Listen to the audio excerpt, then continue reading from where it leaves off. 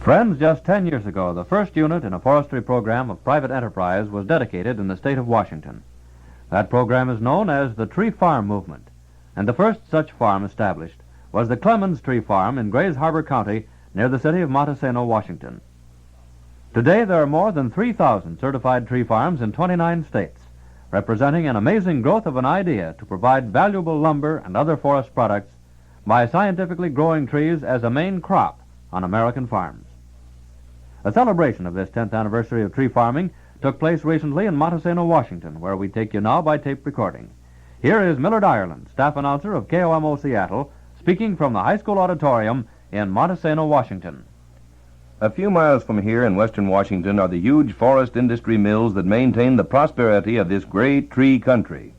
This is Tree Farm Day here, and to help us celebrate the occasion, Governor Arthur B. Langlie has come over from Olympia, the capital city of the state of Washington, bringing as his guest, among others, the Honorable Douglas McKay, the Governor of Oregon. Governor Langlie, what does this day in Montesano mean to you? Millard, right here, 10 years ago, I took part in the dedication of Clemons Tree Farm, first unit of a program which has spread over 23 million acres. Today, as we celebrate the 10th anniversary of tree farms, I look back with thanksgiving for a decade of progress in industrial and farm forestry. Well, now I'll put the same question to Governor Douglas McKay of Oregon, who has made a long trip from Salem, his state capital, to take part in this celebration. What does Tree Farm Day mean to you, Governor McKay? Every forestry program is of vital concern to Oregon, where trees and lumber are as important as corn and hogs are in Iowa. I rejoice to see the flags flying today here in Montesano. The streets are green with decorations. Store windows have forestry display, and the folks who are in for a holiday are evidence of faith in a forest future for this area and the entire nation. We also have with us Colonel William B. Greeley, Vice President of the West Coast Lumbermen's Association, former Chief of the United States Forest Service, and author of a best-selling book, Forests and Men. Now, Colonel, what do you think of Governor McKay's comment? I'd like to underline it by pointing out that the federal government owns more than one-half of the 46 million acres of commercial forest land in Washington and Oregon. Privately owned, tax-paying forests are on about 20 million acres. There are 100,000 owners. Tree farm management by private owners and national forest management by the government represent together the best promise for the future of our forests. Another of our guests today is Robert M. Ramstad, branch forester for the Weyerhaeuser Timber Company on Clemons Tree Farm. Bob is a forester whose day's work is on a tree farm. What does Tree Farm Day mean to this region? A tree farm means harvest and crops to me, the growing of a timber crop on a given area of land that is more suited to the tree growing than for pasture or farm crops. On Clemons and the 8 other tree farms in this area, the growing and harvesting of timber crops year after year, generation after generation, means jobs for thousands, retail business for community, taxes for schools, markets for farm products. It means wildlife and much more. Around here, timber serves all. Our remaining guest is Stanley F. Horn from Nashville, Tennessee, editor of Southern Lumberman magazine and a famous historian. Stanley Horn, how are tree farms doing in Tennessee? Very well, Millard. In Tennessee and 9 other southern forest states, we now have 1,687 privately owned, tax-paying tree farms with a total of more than 14 million acres. The South has grasped the fact that money grows on trees. Now that we've introduced each one of our guests, let's get on with our report on the tree farm movement. Colonel Greeley, give us a digest of the Clemons Tree Farm story as told in your new book, Forests and Men. In a nutshell, Millard, the start was in 1939. Then the nationwide building market was showing substantial promise for the future of forest products. All over the country, businessmen who were forest landowners began to invest money in forestry, in tree growing and tree protection. A good many had been doing this as a calculated business risk, even in the years of no profits. And one of the risk takers was the Weyerhaeuser Timber Company? That's right. On its Clemons property, the company's purpose in 1939 was to make it a testing ground for intensive methods of reforestation and protection. By 1941, just 10 years ago, the test proved successful. and the Clemons project started the transition that is still taking place, the change on the American land from old forest to new. In the past, we mined the wilderness forests for lumber. In the future, we must grow trees on the land for lumber and thousands of other modern forest products. And tree farms can help. Now, Bob Ramstad, what is the progress picture on Clemons Tree Farm today? I'll try to show it in a few facts. Our management plan has been extended from Clemons to a total of 327,000 acres, some owned by the state, some by individuals. There are, for example, 4 lookout towers, 312 miles of protection roads, and a shortwave radio station. On Clemons Tree Farm, we have 30 water storage reservoirs, 5 pumper trucks, 2 bulldozers, 15 two-way radio sets, among much more equipment. And since 1940, more than 4 million seedling trees have been planted by hand on Clemons Tree Farm. Do you have a comment here, Governor Langlie? Yes, Millard.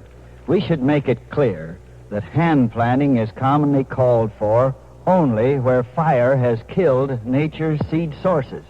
The Capital State Forest in this district, for example, is logged off land of more than 60,000 acres. It has escaped serious fires, and all but a little is today blanketed with a dense growth of Douglas fir that's been reseeded naturally. How about reforestation in Oregon, Governor McKay? Our reforestation problem is mainly in old burns. On recent cutovers, the loggers have left plenty of seed trees. Fire is held down. In both the pine forests east of the Cascade Mountains and the west side fir forests, nature's seedlings are often as thick as the proverbial hair on a dog's back. The Keep Oregon Green program of forest fire prevention through public education is a mainstay of our reforestation work. Governor, I have to put in another claim for Washington on that. We started the Keep Green idea rolling back in 1940. It is another nationwide movement today, a blood brother of the Tree Farm program. Well, thanks for those comments, gentlemen. And now I see that Stanley Horn is anxious to make another point on tree farming in the South. With our expanding pulp and paper industries, the Tree Farms program is a vital necessity in the South. Forest fires are our greatest problem. Bob, what's the fire problem on the Clemons Tree Farm? We have had no more than 20 man-caused fires in the Clemons Tree Farm in 10 years. And the Washington State Division of Forestry, through its district organizations, helps us all and all private forest land managers on fire prevention and fire fighting. Against fires, we are all one fighting family. Well, that's the heart of the matter in the South, too. Tree farm owners employ professional foresters. They team up with the state forestry men to fight fire and stop fire. How is it in Oregon, Governor McKay? Fire has been forest enemy number one throughout all of Oregon's history. Our biggest forestry job in Oregon today is reforestation and fireproofing of the Tillamook burn. Fire has felled almost as many trees in Oregon as the saw and axe. We're going to stop fire. We are doing it, and we'll beat it yet. I can say amen to that for Southern forestry, too, Governor. And now I'd like to speak of the free market in which our forest industry is in direct competition with yours. Oregon and Washington have 100,000 private forest owners. The southern states have close to 2 million. The nation has 53,000 free and independent sawmills.